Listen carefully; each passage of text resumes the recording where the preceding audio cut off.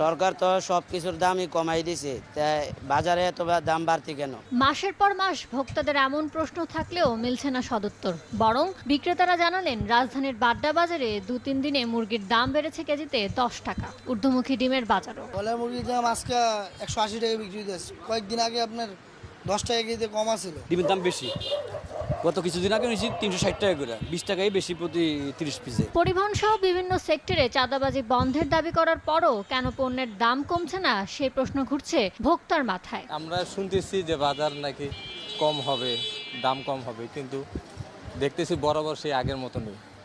এখন তো আর চাঁদাবাজি নেই, সিন্ডিকেট নেই, তারপরেও কেন বাজার এত হাই প্রাইস বলতে পারি। মাছ বিক্রেতারা শোনালেন দাম কমতির ফিরিস্তি, তবে ক্রেতাদের দাবি ইলিশ বাদে সব মাছের দামই বাড়তি। মাছ কিনতে এসে তখনই দেখি একই দাম, খালি ইলিশ মাছের দামটা একটু কমছে। মাছ যদি নদীতে না ধরা পড়ে মাছের দাম তো কমতো না।